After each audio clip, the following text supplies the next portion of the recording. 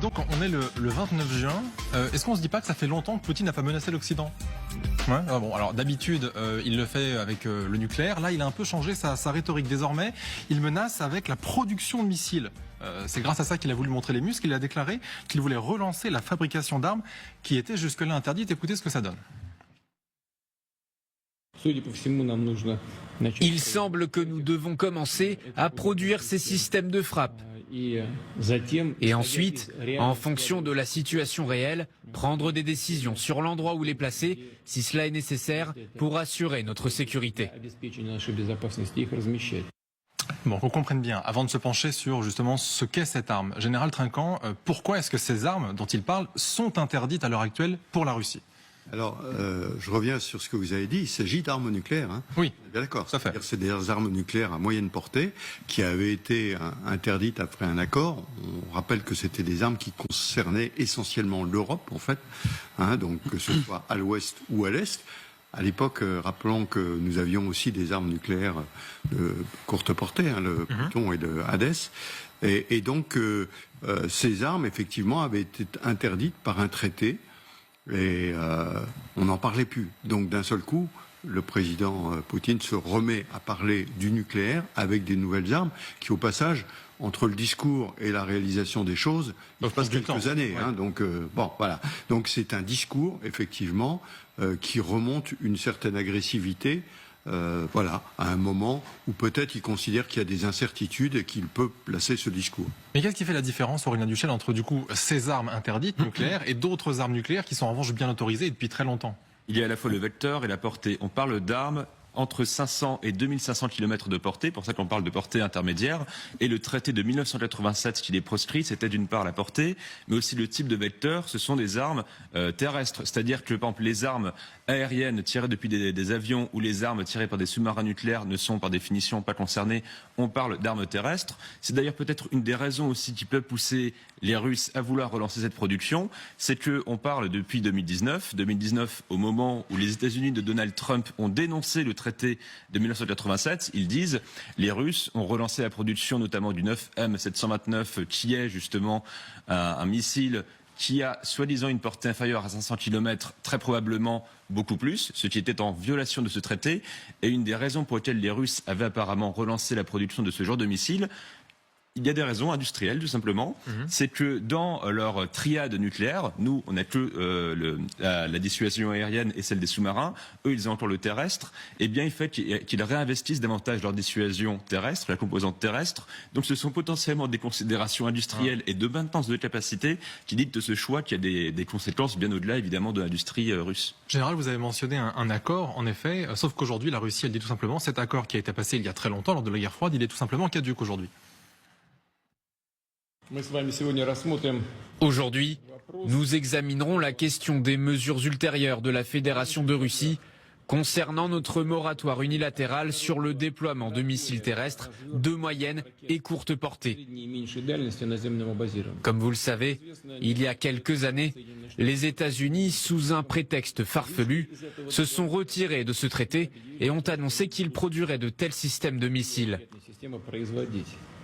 Nadezhda Koutepova, le nucléaire, c'est votre spécialité, le droit aussi, ça tombe bien. Est-ce qu'il dit vrai, là, Vladimir Poutine? Est-ce qu'effectivement, les États-Unis ont enfreint les règles, ce qui permettrait aujourd'hui à la Russie de casser, là aussi, cette règle qui a été dictée il y a très longtemps? Mais à mon avis, c'est un prétexte, sachant la mentalité de cette équipe de Poutine, vu des agendas politiques qui passent aujourd'hui à l'Europe, il devait d'un certain sens, à menacer encore à nouveau. Il doit se rappeler au grand public. En plus, toujours attache attention. Mais pour moi, il y a deux points qui sont importants, qui ne sont pas peut-être visibles de première vue. Première chose, cette industrie, qui, vous me corrigez si je ne suis pas raison, cette industrie c'est lié avec des grandes entreprises russes, des milliardaires russes. Si vous regardez le liste des Forbes qui s'augmentait pour... il y a beaucoup de gens qui gagnent avec cette guerre, y compris l'industrie de métallurgie qui fait ces armes de grande... Donc à travers ça, Poutine fait aussi du bien à l'industrie russe, c'est ça? Exactement, mais l'industrie russe maintenant c'est basé sur cette richesse des gens qui gagnent l'argent avec la guerre. Et deuxième chose importante, c'est aussi montrer aux Russes on peut appuyer sur le même bouton parce que c'est toujours mentalité soviétique menacée nucléairement. Ouais. Alors c'est un jeu politique dans ces propos. Il n'y a que ça qui compte en effet. Aline Lebecq-Reimer. Je voulais ajouter aussi le contexte de cette menace, en micro-contexte, parce qu'il y a évidemment un gros contexte, mais il y a aussi un micro-contexte, c'est qu'au même moment, au Conseil de sécurité des Nations Unies, il y a une session spéciale sur le décortiquage, pour aller vite, de missiles et l'explication et les preuves notamment apportées par un gros rapport d'enquête de la présence de composantes nord-coréennes dans les missiles, notamment qui attaquent Kharkiv. Donc il y a ça aussi qui se joue dans cette déclaration. Parce que la question de la Corée du Nord là-dedans, elle est aussi, comment dire, un peu compliquée à manager finalement pour le Kremlin vis-à-vis des Russes, parce que c'est à la fois ils en ont besoin, mais c'est pas hyper glamour non plus pour les Russes de se dire qu'en termes d'armement, ils ont maintenant besoin de la Corée du Nord. Donc il y a ça aussi ce qui se joue. Donc il essaye de dire aussi à sa population, on peut produire tout là, seul. On a besoin de la Corée du Nord, c'est conjoncturel, mais rassurez-vous, on est toujours capable, nous, Grande Russie, de produire des grands missiles qui font très très peur et qui vont aller très très loin. Donc il y a ça aussi qui se joue dans un double. Il s'adresse aussi à ce qui lui reste des alliés, de ses alliés. On va pas non plus s'appuyer que sur la Corée du Nord. Et vraiment, ça tombe très exactement avec ce qui s'est passé ce jour-là au Conseil de sécurité de l'ONU, où vraiment il a été démontré encore une fois par A plus B qu'il y avait des composants, il y avait de la Corée du Nord dans ce qui se passe en termes de missiles et qui tombent en ce moment sur l'Ukraine, notamment sur Kharkiv. Général. Mais ceci étant, dans le discours du président Poutine, il n'a pas tort. Hein. Les Américains ont suspendu l'accord qui interdisait ces armes. Hein. C'était à l'époque de l'administration de M. Trump, et il faut le rappeler quand même. Justement, ce que dit Vladimir Poutine, c'est que les États-Unis ont déjà commencé à utiliser de tels missiles. Il parle notamment du Danemark. Écoutez. Aujourd'hui, comme vous le savez, les États-Unis non seulement produisent ces systèmes de missiles, mais les ont déjà amenés en Europe pour des exercices au Danemark. On a récemment annoncé leur présence aux Philippines. On ne sait pas s'ils ont retiré ou non ces missiles de là-bas. Quoi qu'il en soit, nous devons réagir à cette situation et prendre des décisions sur ce que nous devrons faire ensuite dans ce domaine.